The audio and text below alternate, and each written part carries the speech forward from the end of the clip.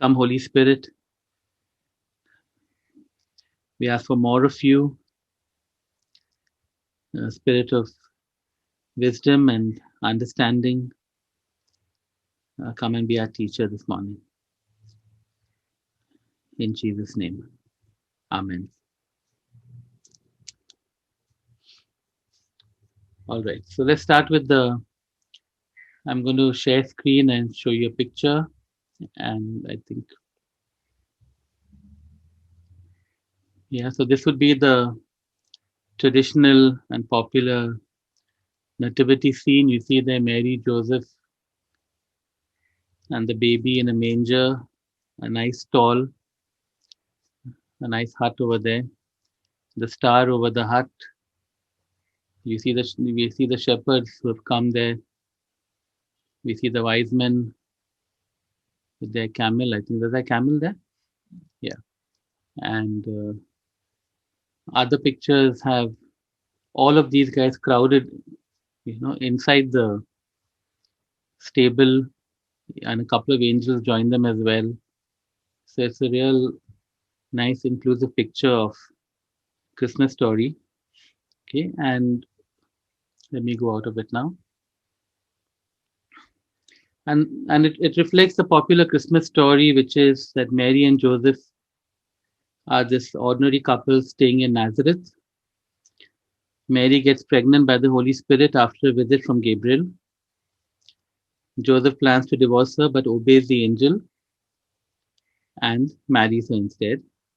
Then, because of the census, they have to travel to Bethlehem, Joseph's hometown, while she is close to delivery. And Bethlehem is crowded. There is no room in the inn, and the kindly innkeeper allows them to stay in the stable where Mary gives birth to Jesus. The shepherds land up that night after receiving a message from the angels, and followed soon after by three wise men from the east bearing gifts. Okay, so I think we all would agree that that is the popular Christmas story. Almost all of it didn't happen that way. So today I want to look at the birth of Jesus and just share what probably actually happened, especially looking at Bethlehem and Nazareth. Okay. Uh, Whenever I read these accounts, at least two questions always struck me. One was this: how come Joseph had no family or ancestral home in Bethlehem? That didn't make any sense to me. And the other thing that struck me in Matthew chapter 2, we'll be looking at it a bit later in another study. But on returning from Egypt, why did they consider going back to Bethlehem if they were from Nazareth? And the only reason they had landed up in Bethlehem was because of the census. So those two things didn't make much sense to me. And a couple of years ago, I got some answers to that. And some of you will remember a Bible study I did on a Friday on this issue. So these and a couple of other questions. So it didn't make much sense, this whole Nazareth and Bethlehem story. So I'd like to just share what I believe happened, trying to look at both these passages, Matthew 1 and Luke chapter 2. So let me read first Matthew chapter 1, verses 18 to 25. This is how the birth of Jesus Christ came about. So Matthew is declaring this. Before this, he's given us the genealogy of Jesus Christ. His mother Mary was pledged to be married to Joseph, but before they came together, she was found to be with child through the Holy Spirit. Because Joseph, her husband, was a righteous man and did not want to expose her to public disgrace, he had in mind to divorce her quietly. But after he had considered this, an angel of the Lord appeared to him in a dream and said, Joseph, son of David, do not be afraid to take Mary home as your wife, because what is conceived in her is from the Holy Spirit. She will give birth to a son, and you are to give him the name Jesus, because he will save his people from their sins. All this took place to fulfill what the Lord had said through the prophet. The virgin will be with child and will give birth to a son, and they will call him Emmanuel, which means God with us. When Joseph woke up, he did what the angel of the Lord had commanded him and took Mary home as his wife. But he had no union with her until she gave birth to a son, and he gave him the name Jesus. So, as befits someone writing to and for the Jews, Matthew focuses almost entirely on Joseph. Okay. We've been doing Luke so far, and Luke focuses heavily on Mary, and he barely mentions Joseph. Matthew is the opposite. Okay, we know nothing about Mary, about the angel coming, and all the things that we've heard in the book of Luke. Okay, now Mary and Joseph are pledged to be married. Later on, he's called a husband also. The practice there was that you were pledged to be married or engaged uh, for a full year before marriage. But it was almost married, except that you weren't living together. During that time, the wife to be still lived in her father's house. Okay, and because it was a commitment, it could only be broken by divorce, just like marriage. Okay? So basically, what we have here is that during this time, Mary is living in Nazareth in her father's house. Joseph is living in Bethlehem in his own house. Okay, Joseph is from Bethlehem, not Nazareth. Both are of the tribe of Judah. Both are from the line of David, but Joseph is living in Bethlehem. Okay. This is what we can understand from looking at these two passages together. And I'll just explain that as we go along. Okay. So what happens is that the events of Luke chapter 1 have occurred, which is the angel has appeared to Mary. All of this is not mentioned by Matthew. The angel has appeared to Mary. Then she has gone and visited Elizabeth. By the time Mary returns home to Nazareth after presumably 3 months, uh, she's probably 3 months pregnant by the time she returns back to Nazareth. And the Matthew tells us she was found to be with child. So it's discovered that she's pregnant. Joseph is informed. You can imagine the great turmoil and scandal going on there in Nazareth. And he decides to divorce her quietly. Then an angel appears in a dream to Joseph. By the way, only in Matthew does everything happen in dreams. Luke has the angels appearing in glorious splendor. Matthew has the angels appearing in a dream. I'm not sure why, but it's very distinct.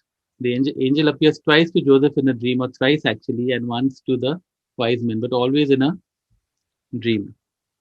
And he gives them the revelation.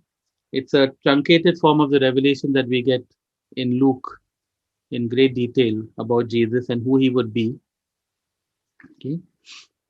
He's told to give him the name Jesus or Yeshua because he will save his people from their sins. The word Yeshua or Jesus means Yahweh saves.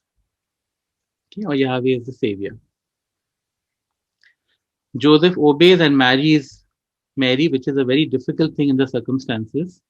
And yet we see Joseph always, what happens to Joseph is, and we'll see it again and again, he has a dream, the angel says something, he gets up and does it immediately. He doesn't think, he doesn't hesitate, he's not reluctant. He always gets up and does what the angel has told him in the dream. So poor Joseph is quite a neglected character. We see four things about him in this passage. Okay, Joseph is righteous.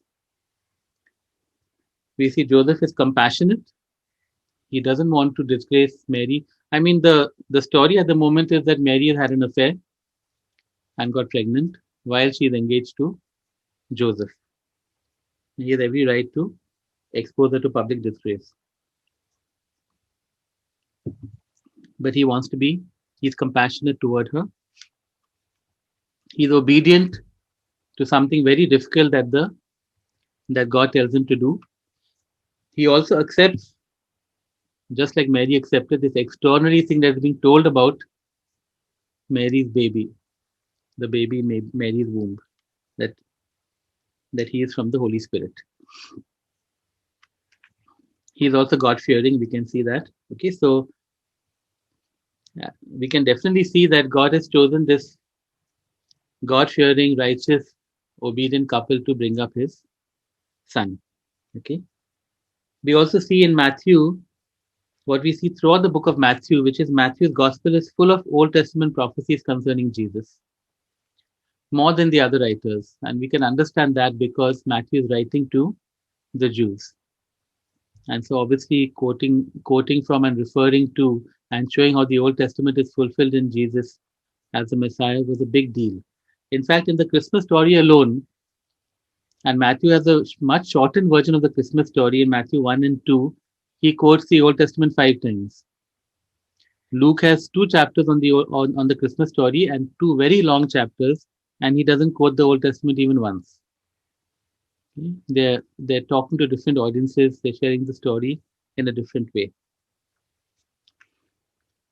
And we see one example right here.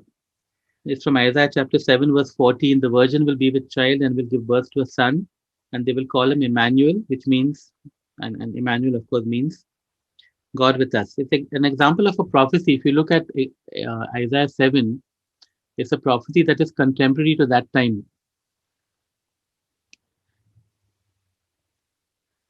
But Matthew is given the revelation that it was also a messianic prophecy, which was applicable to Jesus. And so much of prophecy in the Old Testament is like that. It's, it's something that might be applied to that time itself, but there's also something more for the future and often for, especially with the messianic prophecies. Okay. Now, it says there that in verse 20, do not, Joseph, son of David, do not be afraid to take Mary home as your wife. Now that, and later on, it says that he took Mary home as his wife. Okay, the word home is not there. He takes Mary to himself. He received Mary as his wife. That's the actual word over there. He takes Mary to himself, not to his home. And I'll tell you why that's important. Because Joseph lives in Bethlehem. Okay, the plan presumably is that Joseph and Mary will live with their family in Bethlehem. But now she is there in her father's house in Nazareth and she's pregnant. Okay. So, what seems to have happened here is that Joseph has gone to Nazareth and he's married her. And they're now living in Nazareth. It makes sense because let's have the baby there and then come to Bethlehem and nobody will know about it'll be less likely that the scandal and all will follow them to Bethlehem. All of that can remain in Nazareth. They're going to be living their lives in Bethlehem. And so Joseph goes to uh, Nazareth. He takes her as his wife. They live together in Nazareth. But God has other plans. So there they are in Nazareth, figuring they'll wait out the delivery. Let's go to Luke chapter 2, verses 1 to 7, which is the other version, not other version, Luke's narrative of the birth of Jesus. In those days, Caesar Augustus issued a decree that a census should be taken of the entire Roman world. This was the first census that took place while Quirinius was governor of Syria, and everyone went to his own town to register. So Joseph also went up from the town of Nazareth in Galilee to Judea, to Bethlehem, the town of David, because he belonged to the house and line of David. He went there to register with Mary, who was pledged to be married to him and was expecting a child. While they were there, the time came for the baby to be born, and she gave birth to her firstborn, a son. She wrapped him in cloths and placed him in a manger because there was no room for them in the inn.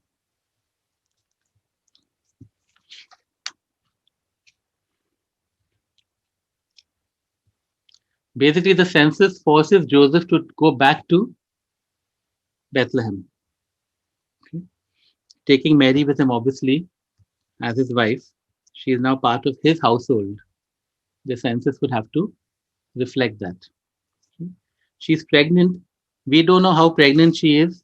Almost certainly, she's not just about to deliver. So, all those stories of poor Mary in her ninth month having to travel and just about to give birth, none of that is true. In verse 6, it says, while they were there, the time came. There's no there's no sense of urgency to that. While they were in Bethlehem, the baby was born. Okay. Please note something. Now that they have come to Bethlehem, there's no need to go back to Nazareth. You understand? It's not like I go to that Joseph has to go to Bethlehem, record his name in the census, and then get back home to Nazareth. He is home. So they've come to Bethlehem. He would have gone home, not to an inn. Okay. The best invention in the Christmas story is the innkeeper. Okay. And now I understand all of this, and the fact of the matter is, even when I knew all this, I still wrote plays for the Sunday school which had the innkeeper because it's such a nice story. And we had a Christmas pageant and the plays and what is that called, that tableau and all of that, and it just makes sense to have everything there, the star and the wise men and all of that. So I know that it didn't actually happen that way, but it just makes sense because it's a way to it's a way to share the Christmas story. Yeah, so I'm not a stickler for all that, except when I teach it from the Bible. There was no innkeeper because there was no inn. Yeah, they came to Bethlehem, and the point is this: no matter how crowded it was, any family member would have had Joseph. Even if the old story that he was from Nazareth and he just came to Bethlehem, okay, there's no family member that would have told him you stay in the inn. This is the Jewish culture, so hospitable. There's no way that would have happened. Anyway, he had his own home. He'd have had a home. He'd have had family land, ancestral land, and he goes and stays there. Okay, and some time has elapsed before the birth of Jesus. Okay, couple of things we see in the story. And she gave birth to her firstborn. See how Luke mentions her firstborn? That means she had other children. There's no need to assume what so many do, that she remained a virgin all her life and had no more children and all of that, because it says, Matthew also tells us that Joseph had no union with her until the birth of Jesus. And after that, they had a normal family life, and he had brothers and sisters who were not divine. Okay. So why have we got this whole story of the inn? I mean, even my Bible here says inn. No room for them in the inn. It's because of the word. The word can mean more than one thing. But let me take you to Luke 22, verse 11, which is the story of the Last Supper. Okay? And I'll read the relevant verse, and you tell me which word means in that. Luke 22, verse 11. Verse 10, okay, where they ask Jesus, where are we going to celebrate the Passover? So he says, as you enter the city, a man carrying a jar of water will meet you. Follow him to the house that he enters and say to the owner of the house, the teacher asks, where is the guest room where I may eat the Passover with my disciples? You see that word guest room is the exact same word for inn. In fact, Luke uses the word only twice. Once in Luke chapter 2, there was no room in the inn, and here, where is the guest room? It's only used thrice in the Bible, and twice it means guest room. Why should it mean in the third time? You see, there's no reason for it to mean in.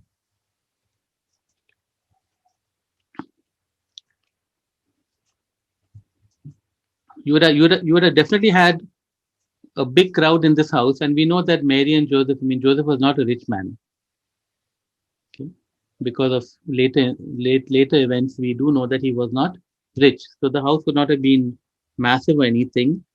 And the fact of the matter is that other relatives would have come as well for the census. So everything is going well, but now you need more place. When the baby is born, it's not the same. So there was no room there was no place in the guest room for all of these things. So as Deepa told us in today's talk, in Sunday's sermon, it would have been a cave. A lot of households would have had this little cave, which was like the stable. Okay, so no hut, no wooden hut. All that is because of the westernized picture of what a stable looks like. So they would have had this sort of cave in which you kept your cow for your milk, or your goat, or whatever. Yeah. And then we have this picture of oh, it would have been dirty and all that. Yeah, if it was the innkeeper's stable, maybe. But if it was their own thing, you don't think they cleaned it out? Yeah, we've the whole picture is completely different. So, okay, the baby's going to be born. We need more place for that. So let's just clean out this place when where nobody else is staying at the moment. Maybe a cow or two is around. Okay, cleaned it out, and the manger makes a very nice crib actually because of its shape. And so, you know, maybe put some straw and put a baby blanket over it or whatever, and you have a nice crib for the baby. Okay, it was prophetic as well, which again Deepa shared on Sunday, and I will share probably tomorrow when we talk about the shepherds. Okay, so that's the whole story. It's a completely different story. Okay, they are home now. Jesus is born in his home, and that's probably where they're going to stay. Now, when you consider this fact that when the wise men visited, it was 2 years later. Where are they staying 2 years later? They're still in Bethlehem. They haven't gone back to Nazareth to their home. They're still in Bethlehem because that's where they intended to stay. Okay, that's where Joseph's home was. And so that's you know, the general story of Nazareth and Bethlehem. And when Jesus is born, he's born in Bethlehem. He's born in what they're assuming is going to be his home. Okay, except of course God has other plans which we will go into tomorrow and afterwards. Okay, through this time. Okay, it's interesting that Luke doesn't quote scripture, but the events that he is describing are all prophetic. The fact that Bethlehem is Jesus' birthplace, the even the fact of the Lamb of God in a manger. Okay, all of those are prophetic events, and he's probably very deliberately sharing those events. Okay, we saw in Luke chapter 1, we saw whether it's Mary's song or Zechariah's song. So much prophecy is within those songs, things which are not mentioned by Matthew because Luke has taken the trouble to research and talk to people, talk to eyewitnesses and contemporaries, and he has so much more data and information that he can share with us.